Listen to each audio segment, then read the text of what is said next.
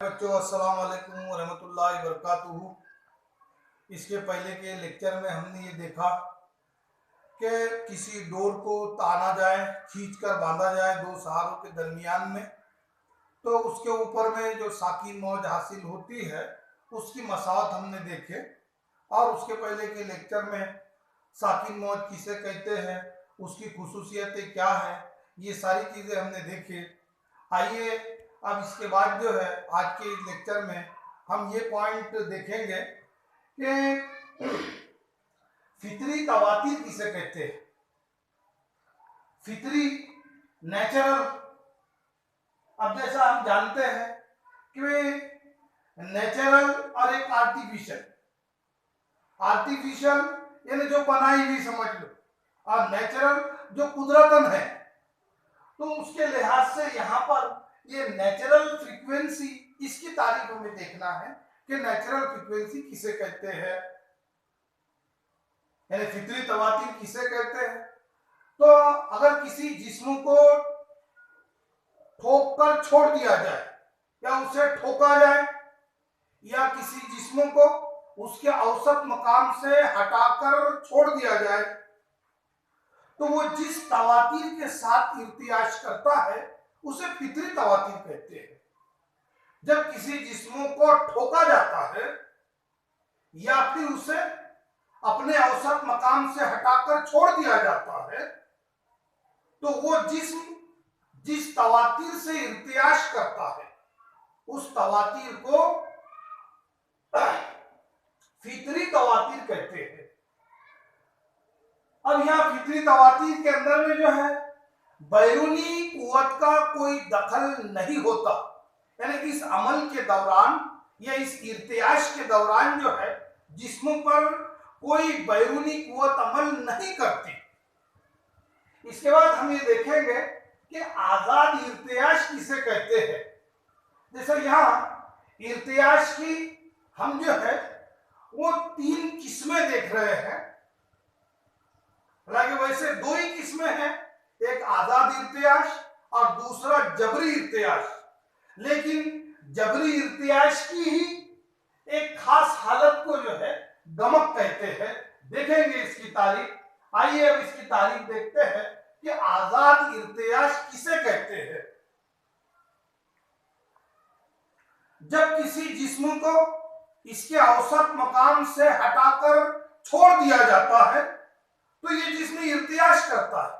हम जानते हैं कि किसी जिस्म को उसके औसत मकाम से हटाकर छोड़ दिया जाए तो वो जिस्म जो है इर्तियाश करता है।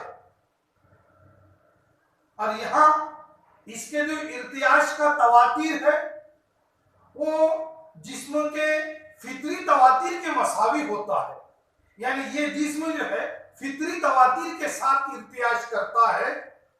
इस इर्तियाश को आजाद इर्तियाश कहते हैं। जब किसी जिस्म को उसके औसत मकाम से हटाकर छोड़ दिया जाता है तो वो जिस्म फितरी तवातीर के साथ, फितरी तवातीर से इर्तियाश करता है। इस इर्तियाश को आजाद इर्तियाश कहते हैं। या यहाँ यूं कहा जा सकता है, दूसरी तारीफ इसकी, कि बैरूनी दौरी कुव्वत की गैर मौजूदगी में जिस्म के होने वाले इर्तियाश को आजाद इर्तियाश कहते हैं। यानी यहाँ जो है बैरूनी दौरी कुव्वत नहीं लगाई जाती। बैरूनी दौरी कुव्वत की गैर मौजूदगी में जिस्म के होने वाले इर्तियाश को आजाद इर्तियाश कहते हैं। तो हमने इसकी जो है वो 2 तरीके से तारीफ देख ली। तो अभी तीनों को भी बयान करते वक्त में, जैसा वो आजाद इर्तियाश हो या फिर वो जबरी इर्तियाश हो या फिर गमक हो, हम खुद से ही 2 सवाल करेंगे। वो ये कि यहाँ इर्तियाश के तवातीर का क्या मसला है और इर्तियाश का हैता किस तरह होता है। ये 2 ही पॉइंट को लेकर हम इन तीनों चीजों के, जैसा कि आजाद इर्तियाश, जबरी इर्तियाश और गमक, इसका जो एक्सप्लेनेशन है, इसकी जो वजाहत है, ये इन दोनों पॉइंट को लेकर हम करेंगे। तो मैंने यहाँ पर आजाद इर्तियाश की तारीख बयान कर दिया।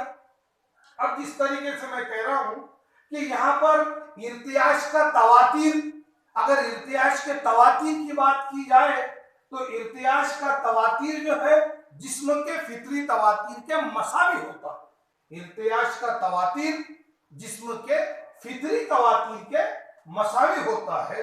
उसी तरीके से अब इर्तियाश के हैता की बात करता हूं कि भाई इर्तियाश का हैता किस तरह होता है। तो इसमें इर्तियाश का जो हैता है, आजाद इर्तियाश में इर्तियाश का हैता ये मुस्तकिल होता है। तब कि अगर इस पर जो मजामती कुव्वत है वो अमल ना करे, अगर आजाद इर्तियाश करने वाले जिस्म पर कोई मजामती कुव्वत अमल ना करे तो आजाद इर्तियाश के दौरान जिस्म का जो हैता है वो मुस्तकिल होता है। अब यह मिसाल देख लेते हैं, इसकी क्या मिसाल दी जा सकती है।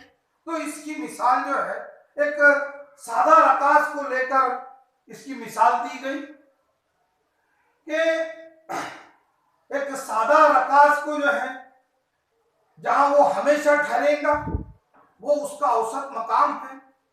सादा रकास की ये धाती कुर्रे को जो है इसके औसत मकाम से हटाकर छोड़ दिया जाए तो ये सादा रकास जो है फितरी तवातीर के साथ इर्तियाश, आजाद इर्तियाश करता है। जब कभी सादा रकास के कुर्रे को, धाती कुर्रे को औसत मकाम से हटाकर छोड़ दिया जाता है तो ये सादा रकास फितरी तवातीर के साथ आजाद इर्तियाश करता है। लेकिन हवा या जो रगड़ की कुव्वत है, हवा की मजामत या फिर रगड़ की कुव्वत, इनकी वजह से वो सादे रकास के इर्तियाश का हैता जो है आहिस्ता आहिस्ता कम होते रहता है और आखिरकार वो सादा रकास साकिन हो जाता है। ये इसकी मिसाल हो गई। आइए अब ये दूसरा इर्तियाश देखते हैं जो समझ लो फोर्स वाइब्रेशन यानी जबरी इर्तियाश, जबरी जबरदस्ती का, जबरन होने वाला। तो अब यहां पर ऐसा इर्तियाश जो बैरूनी दौरी कुव्वत के जेरे असर होता है उसे जबरी इर्तियाश कहते हैं, या बैरूनी दौरी कुव्वत की मौजूदगी में जिस्म के होने वाले इर्तियाश को जबरी इर्तियाश कहते हैं। बैरूनी दौरी कुव्वत की मौजूदगी में या उसके जेरे असर होने वाले इर्तियाश को जबरी इर्तियाश कहते हैं। तो जैसा मैंने पहले ही कहा कि हम 2 पॉइंट की यहां बात करेंगे, वो ये कि इर्तियाश के हैता का क्या मसला है और इर्तियाश का तवातीर क्या है। तो पहले मैं इर्तियाश के तवातीर की बात करता हूं कि जबरी इर्तियाश में जिस्म के इर्तियाश का जो तवातीर है, जिस्म के इर्तियाश का तवातीर ये फितरी तवातीर के मसावी नहीं होता। जबरी इर्तियाश में जिस्म के इर्तियाश का तवातीर जिस्म के फितरी तवातीर के बजाय बैरूनी दौरी कुव्वत के तवातीर के मसावी होता है। यानी जिस्म के इर्तियाश का तवातीर बैरूनी दौरी कुव्वत के तवातीर के मसावी होता है, ना कि जिस्म के फितरी तवातीर के मसावी। उसी तरीके से अब दूसरा पॉइंट रह गया, वो ये कि इर्तियाश के हैता का क्या मसला है। तो जबरी इर्तियाश में इर्तियाश का हैता, जिस्म के इर्तियाश का हैता बैरूनी दौरी कुव्वत के तवातीर और जिस्म के फितरी तवातीर के फर्क पर मुनस्सर होता है। देखिए फिर से देखते हैं इस जुमले को कि जबरी इर्तियाश में जिस्म के इर्तियाश का हैता बैरूनी दौरी कुव्वत के तवातीर और जिस्म के फितरी तवातीर के दरमियानी फर्क पर मुनहसर होता है। अगर इन दोनों के दरमियान का, कौन दोनों के, बैरूनी दौरी कुव्वत का तवातीर और जिस्म के फितरी तवातीर, इनके दरमियान का अगर फर्क कम है, फर्क छोटा है, तो इर्तियाश का हैता आजम होता है।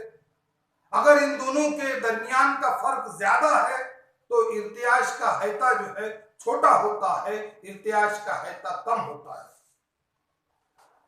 अब यहां पर इसकी मिसाल देखते हैं। वजाहत के बाद जो है हम एक एक मिसाल देखते जा रहे हैं। अब यहां मिसाल देखते हैं तो यह है कि जबरी इर्तियाश की ही वजह है कि घड़ी में सादा रकाज जो है मुस्तकिल हैता से इर्तियाश करता है, यानी बार बार उस सेल के जरिए उसे तवानाई फराहम की जाती है जिसकी वजह से वो मुस्तकिल हैता से इर्तियाश कर सकता है। घड़ी में जो सादा रकास होता है वो जबरी इर्तियाश की वजह से ही मुस्तकिल हैता से इर्तियाश कर सकता है, उसका हैता जबरी इर्तियाश की वजह से मुस्तकिल रह सकता है। आइए तीसरा पॉइंट देखते हैं, वो है रेजोनेंस, दमक। तो जैसा कि मैंने पहले ही इस लेक्चर के अंदर पहले ही बताया कि ये दमक जो है वो तीसरे किस्म का इर्तियाश नहीं है, बल्कि वो जबरी इर्तियाश की ही एक किस्म है। दमक ये जबरी इर्तियाश की ही एक किस्म है, जबरी इर्तियाश की एक खास हालत है, एक खास सूरत है। यानी जबरी इर्तियाश की एक खास सूरत, एक खास हालत को दमक कहते हैं। अब दूसरी तारीफ यहां पर इस तरीके से बयान की जा सकती है कि ऐसा अमल जिसमें जिस्म का जो इर्तियाश है वो बैरूनी दौरी कुव्वत के जेरे असर होता है। ऐसा अमल जिसमें जिस्म का इर्तियाश बैरूनी दौरी कुव्वत के जेरे असर होता है और जिस्म के इर्तियाश का तवातीर जिस्म के फितरी तवातीर के मसावी होता है। जिस्म के इर्तियाश का तवातीर जिस्म के फितरी तवातीर के मसावी होता है। इस इर्तियाश को या ऐसे अमल को दमक कहते हैं। फिर से दोबारा देखते हैं तारीफ कि ऐसा अमल जिसमें जिस्म का इर्तियाश बैरूनी दौरी कुव्वत के जेरे असर होता है, बैरूनी दौरी कुव्वत की वजह से होता है, और इसमें इर्तियाश का तवातीर जिस्म के फितरी तवातीर के मसावी होता है, उसे दमक कहते हैं।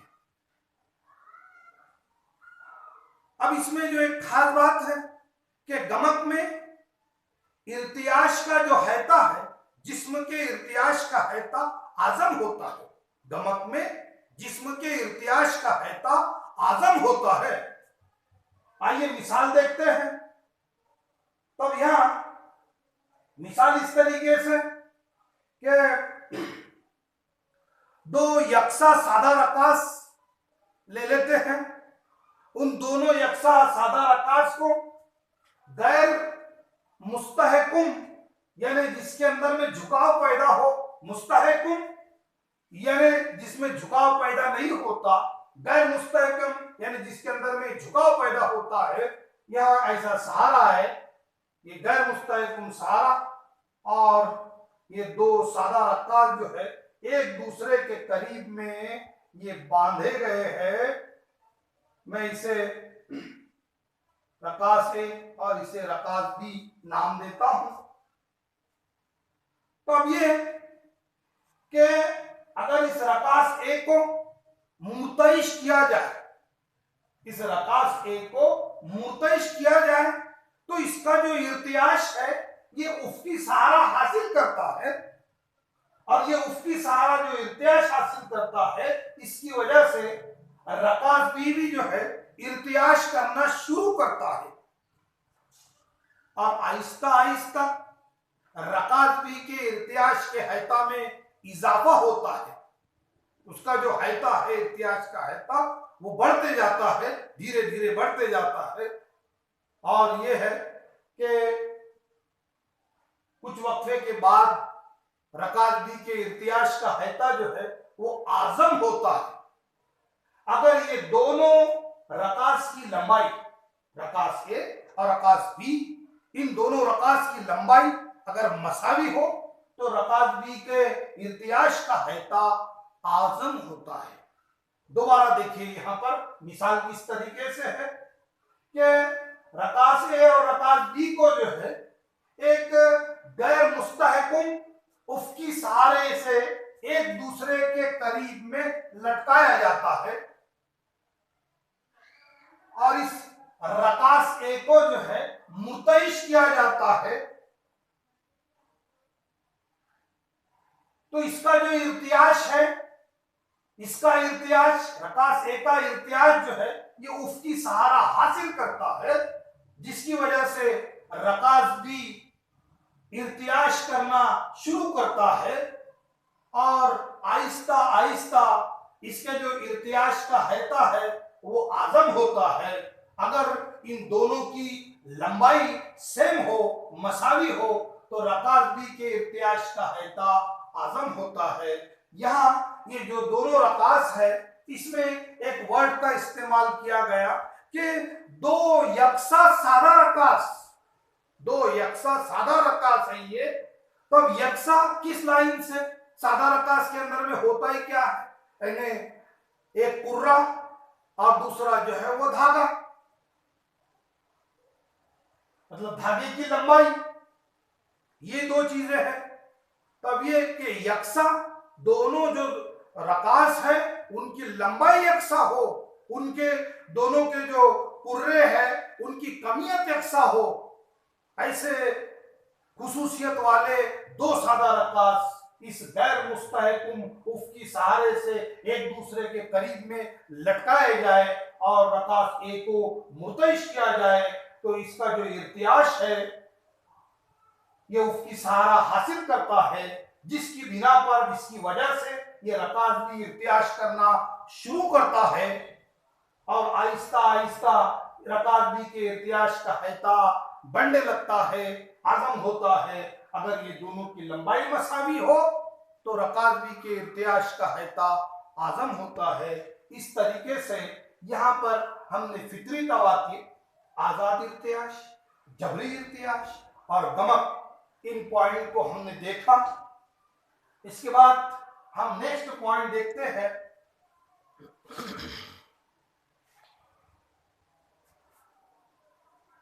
नेक्स्ट पॉइंट है हमारे पास हार्मोनिक्स और ओवरटोन। हार्मोनिक्स,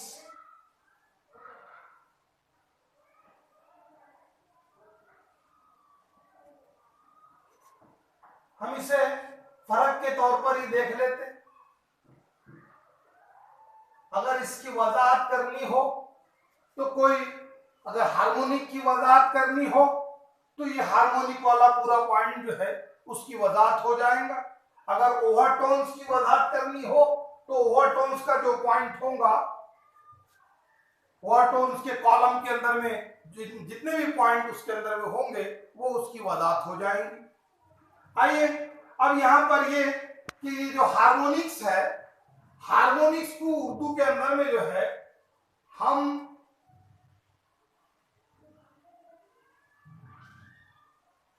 आहंगी, हम आहंगी कहते हैं।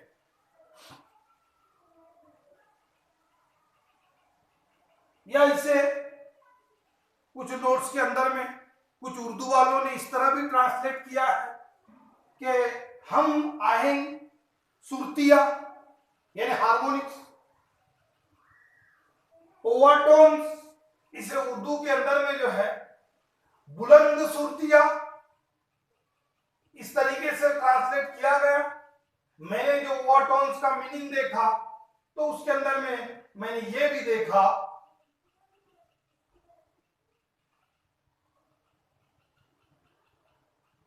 अहमायत, ये वर्ड ओवरटोन्स के लिए। तो आइए हम सबसे पहले इसकी तारीफ देखते हैं कि हार्मोनिक्स किसे कहते हैं, हार्मोनिक्स है क्या। तो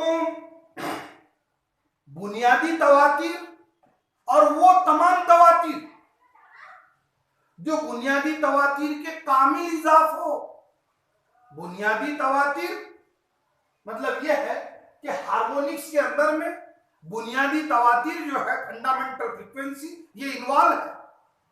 बुनियादी तवातीर और वो तमाम तवातीर जो बुनियादी तवातीर के कामिल इजाफ हो, फिर वो हकीकतन मौजूद हो या ना हो, उन्हें हम आहंगी कहते हैं। बुनियादी तवातीर और वो तमाम तवातीर जो बुनियादी तवातीर के कामिल इजाफ हो, फिर वो हकीकतन मौजूद हो या ना हो, उन्हें हम आहंगी कहते हैं, हम आहंगी कहते हैं। उसी तरीके से हम इसकी तारीफ देखते हैं।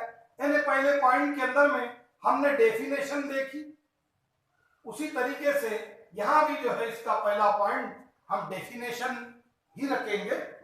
तब इसकी क्या डेफिनेशन होगी। तो ओवरटोन के अंदर जो है ये जो बुनियादी तवातीर है इसे छोड़ दिया जाता है। तो बुनियादी तवातीर को छोड़कर, बुनियादी तवातीर को छोड़कर बुनियादी तवातीर के जो कामिल इजाफ है, बुनियादी तवातीर को छोड़कर बुनियादी तवातीर के कामिल इजाफ जो आवाज में हकीकतन मौजूद हो, यानी ये है कि ये अहमायत जो है, यानी ओवरटोन जो है, वो मौजूद होते ही है। यहां पर ये जो हम आएंगी है ये मौजूद होंगे, ये जरूरी नहीं है। तो यहां इसकी डेफिनेशन के बुनियादी तवातीर को छोड़कर, क्योंकि इसके अंदर ओवरटोन्स के अंदर बुनियादी तवातीर इन्वॉल्व नहीं है, तो बुनियादी तवातीर को छोड़कर बुनियादी तवातीर के कामिल इजाफ जो आवाज में हकीकतन मौजूद होते हैं, उन्हें अहमायत कहते हैं। तो इस तरीके से ये डेफिनेशन हो गई ओवरटोन की। नेक्स्ट पॉइंट इसके अंदर में देखिए, जो बुनियादी तवातीर है उसे पहला हम आहंगी कहते हैं। बुनियादी तवातीर को पहला हम आहंगी कहते हैं। उसी तरीके से यहां अगर मुझे कहना है कि पहला ओवरटोन, फर्स्ट ओवरटोन किसे कहते हैं, तो बुनियादी तवातीर के बाद जो पहला बड़ा तवातीर है उसे पहली अहमायत कहते हैं। बुनियादी तवातीर के बाद, बुनियादी तवातीर के बाद जो पहला बड़ा तवातीर होता है उसे पहली अहमायत कहते हैं।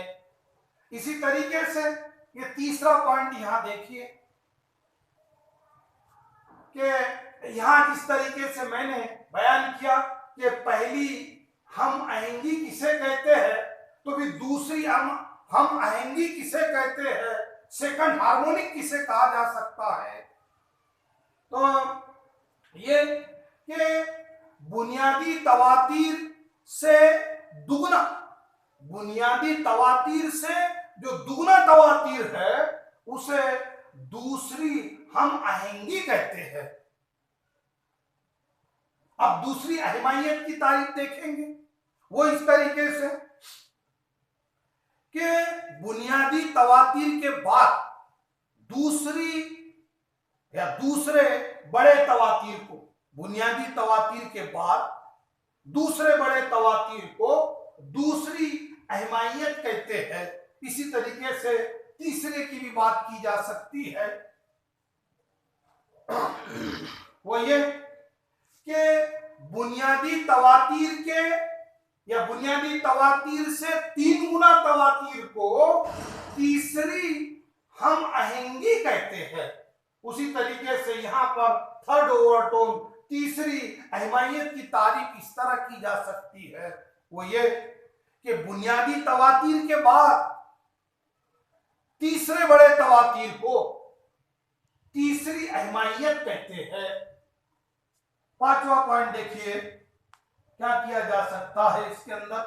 हमने तारीख के अंदर में ही देखा कि फिर वो हकीकतन मौजूद हो या ना हो, तो यहाँ 5वां पॉइंट इस तरीके से बनाया जा सकता है कि हम आहंगी मौजूद हो ये जरूरी नहीं है, और अहमायत ये मौजूद होती ही है। अहमायत जो है वो मौजूद, तमाम अहमायत मौजूद होते ही है, और यहाँ पर तमाम हम आहंगी मौजूद हो ये जरूरी नहीं है। जैसा कि हम देखेंगे आगे कि एक सिरे से बंद पाइप के अंदर इर्तियाश के सिर्फ ताकसुर या ताक हम आहंगी ही मौजूद होती है, ये हम देखेंगे। 6वां पॉइंट यहां पर इस तरीके से बनाया जा सकता है कि इसमें इर्तियाश का जो हैता है, हम आहंगी में इर्तियाश का हैता आजम होता है, बड़ा होता है, और अहमायत के अंदर इर्तियाश का हैता जो है वो छोटा होता है। इस तरीके से यही इसका फर्क है और यही इसके एक्सप्लेनेशन है। इसके बाद हम आगे बढ़ते हैं, तो आइए अब हम इस पॉइंट को देखते हैं कि एंड करेक्शन क्या होता है, यानी किनारे की तसी, सिरे की तसी, एंड करेक्शन।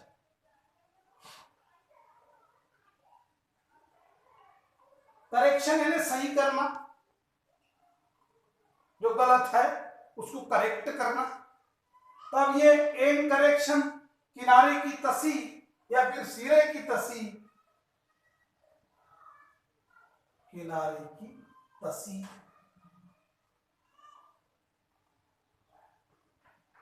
किनारे की तसी, सिरे की तसी।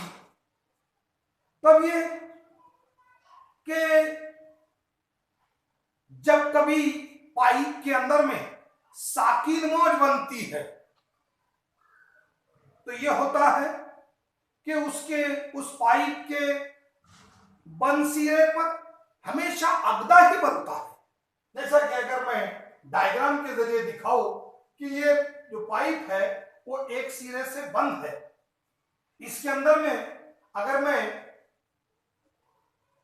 साकिन मौज बनाता हूं, देखिए इस तरीके से होंगी साकिन मौज।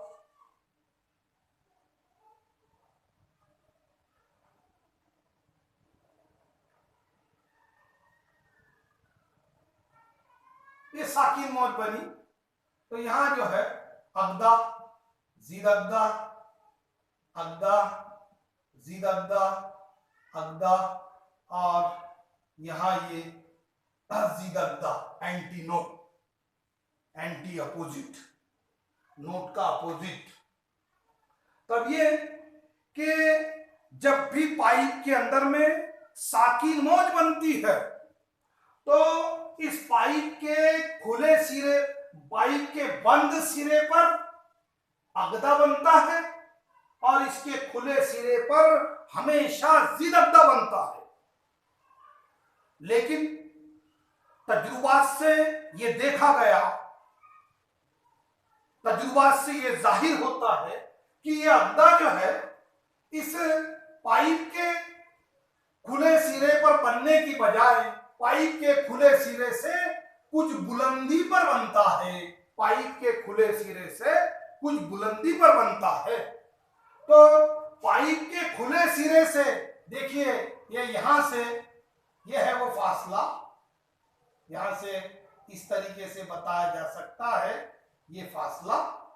तो पाइप के खुले सिरे से जिद अगदा के दरमियानी फासले को किनारे की तसी कहते हैं। पाइप के खुले सिरे से जिरअद्दा के दरमियानी फासले को किनारे की तसी कहते हैं। तो पहले हमने ये प्रिंसिपल बताया कि जब कभी पाइप के अंदर साकिन मौज बनती है तो पाइप के बंद सिरे पर अगदा बनता है और खुले सिरे पर जिरअद्दा बनता है। लेकिन तजुर्बात से ये जाहिर होता है कि ये जो जिरअद्दा है ये पाइप के खुले सिरे से कुछ बुलंदी पर बनता है। तो पाइप के खुले सिरे से जिरअद्दा के दरमियानी फासले को किनारे की तसी कहते हैं और इस किनारे की तसी को जो है वो स्मॉल ई से जाहिर करते हैं। किनारे की तसी को स्मॉल ई से जाहिर किया जाता है। रेनॉल्ड के मुताबिक यह है E is equal to 0.3D। Reynold के मुताबिक ये जो किनारे की तसी है इसे इस तरह लिखा जा सकता है E is equal to 0.3D।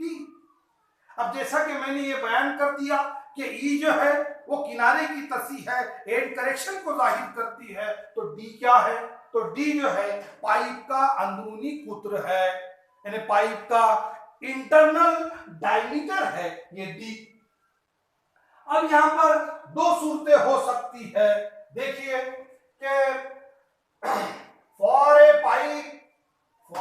Pipe closed at one end, अगर ये पाइप जो है एक सिरे से बंद हो, इसका मतलब ये है कि वो पाइप एक सिरे से ही खुला हो। जब एक सिरे से बंद है, दो सिरे रहेंगे, एक सिरा अगर बंद है तो इसका मतलब यह है कि वो एक सिरे से खुला है।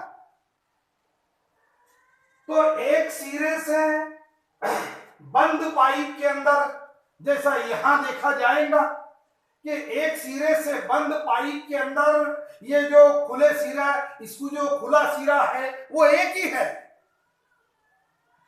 तो एक खुले सिरे के लिए एक ही किनारे की तसी होंगी। अगर वो दोनों सिरों से खुला है तो दोनों सिरों के लिए किनारे की तसी उसके अंदर में ऐड की जाएंगी। तो उसे इस तरह लिखा जा सकता है कि हवाई सुतून की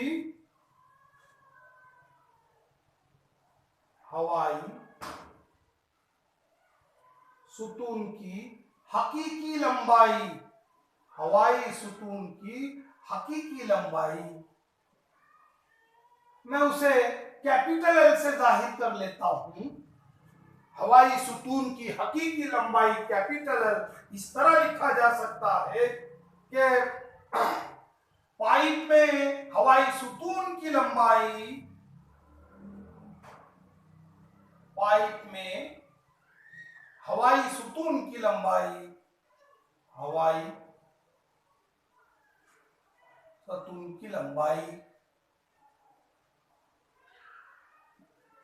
लंबाई जमा एक खुले सिरे की किनारे की तसी,